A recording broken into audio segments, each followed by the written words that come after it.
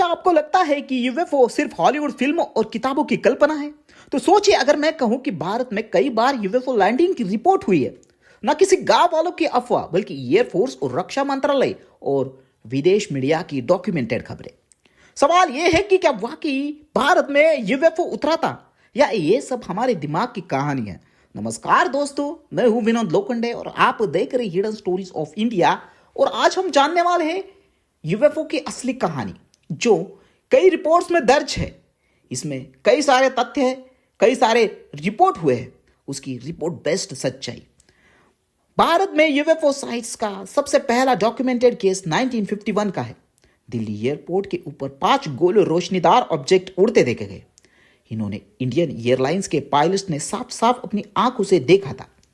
इस रिपोर्ट्स के बाद कई न्यूज़पेपर और इंटेलिजेंस रिपोर्ट्स ने भी छापा। 1964 में बिहार के जमशेदपुर के आसमान में अचानक एक चमकीली ऑब्जेक्ट दिखी। लोगों का कहना था कि उसने खेतों पर तेज रोशनी डाली और फिर पल भर में गायब हो गई। लोकल अखबारों ने इसे छापा, लेकिन सरकार ने कभी इसकी पुष्टि की नहीं।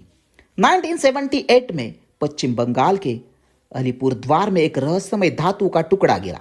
गांव वालों का दावा था कि ये यूएफओ से टूटा हुआ हिस्सा है।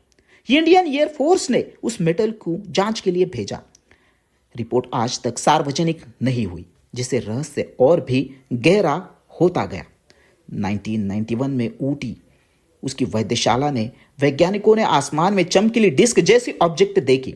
उन्होंने टेलीस्कोप से ऑब्जर्वेशन किया और कुछ समय में ऑब्जेक्ट अचानक गायब हो गई। इसरो ने इसे न्यूट्रल क्लासिफाइड बॉडी कहा, लेकिन आई विटनेस का मानना था कि वो साधारण तारा नहीं था।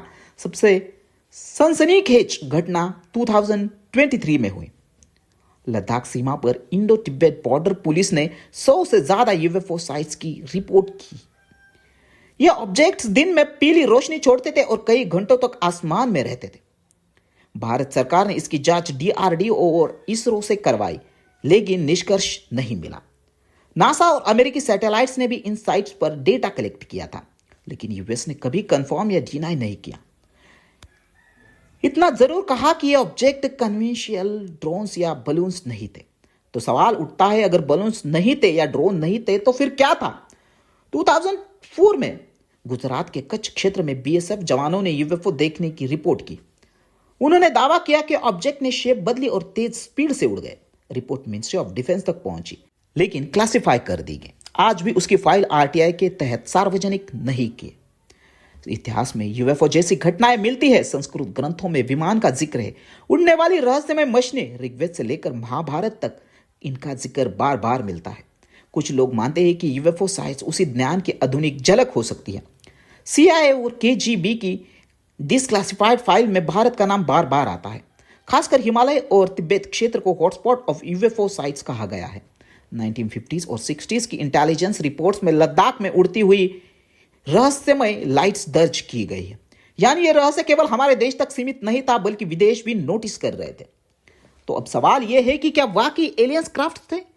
वैज्ञानिक कहते हैं कि 90% यूएफओ साइट्स का एक्सप्लेनेशन न्यूट्रल होता है, जैसे कि उल्का पिंड, वेदर बलून, सैटेलाइट्स या फिर ऑप्टिकल इल्यूशंस। लेकिन बाकी 10% केस अनएक्सप्लेन्ड रह जाते हैं। 2013 का लद्दाख का केस इसी अनएक्सप्लेन्ड कैटेगरी में आता है। इंडियन आर्मी ने कई महीनों तक इन्वेस्टिगेशन किया, पर न कोई ओरिजिन मिला, न कोई टेक्नोलॉजी मैच हुई। इसरो साइंटिस्ट ने कहा कि ये तो न इंडियन सैटेलाइट से न चाइनीज, तो ये कौन था? कुछ डिफेंस एक्सपर्ट्स मानते हैं कि ये सीक्रेट चाइनीज ड्रोन्स हो सकते हैं, क्योंकि उसी समय चीन ने बॉर्डर पर सर्विलियंस टेक्नोलॉजी बढ़ाई थी। लेकिन चाइनीज ड्रोन इतनी ऊंचाई ड्यूरेशन तक उड़ नहीं सकते थे, यानी यह थ्योरी पूरी तरह फिट नहीं बैठती। नासा के डेटा में एक दिलचस्प तथ्य मिला। कुछ साइट्स ऐसी थी जो इंटरनेशनल स्पेस स्टेशन के लॉग्स में भी कैप्चर हुई।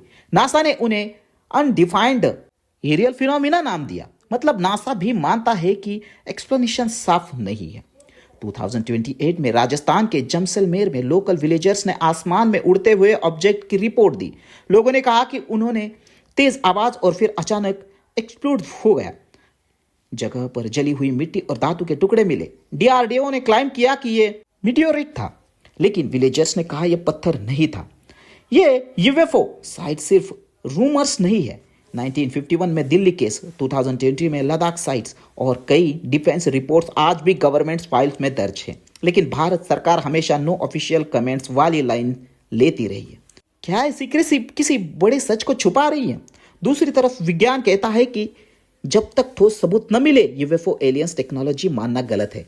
लेकिन सवाल यह है कि अगर एविडेंस इतना क्लियर नहीं है तो सरकार इन्हें क्लासिफाइड क्यों रखती है? क्या नेशनल सिक्योरिटी की वजह से, या फिर सच इतना बड़ा है कि बताया नहीं जा सकता इसकी वजह से? कई इंडिपेंडेंट रिसर्चर्स ने दावा किया है कि भारत में यूएफओ लैंडिंग साइट्स भी है, जैसे कि हिमालय में कुछ गुफाएं या राजस्थान में एक रिमोट डिजर्ट क्षेत्र। वहां लोकल लीजेंड्स ये है कि अजीब रोशनी वाले यान रात को उतरते हैं। हालांकि साइंस ने इसे कभी क्लाइम को कंफर्म नहीं किया।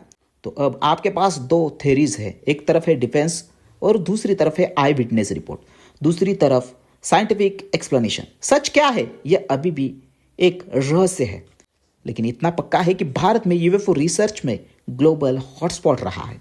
आपको क्या लगता है? तो क्या सच में भारत में यूएफओ उतरा था या हमारी कल्पना और गलत फहमी है? सच में एलियंस हमारे संपर्क में आए तो सरकार हमें सच बताएगी, और क्या ये रहस्य हमेशा क्लासिफाइड फाइल में दबा रहेगा? सोचना आपको है, बताना आपको है। आपको क्या लगता है कमेंट करके जरूर बताएं। और हिडन स्टोरीज ऑफ इंडिया का आज का ये वीडियो पसंद आया हो तो वीडियो को लाइक करें, कमेंट करें, और दोस्तों नए हो तो अपने भाई को सपोर्ट करने के लिए एक सब्सक्राइब जरूर करें। दोस्तों मिलते हैं अगले इतिहास से जुड़े रहस्य और किस्से के साथ। तब तक के लिए जय हिंद, जय भारत।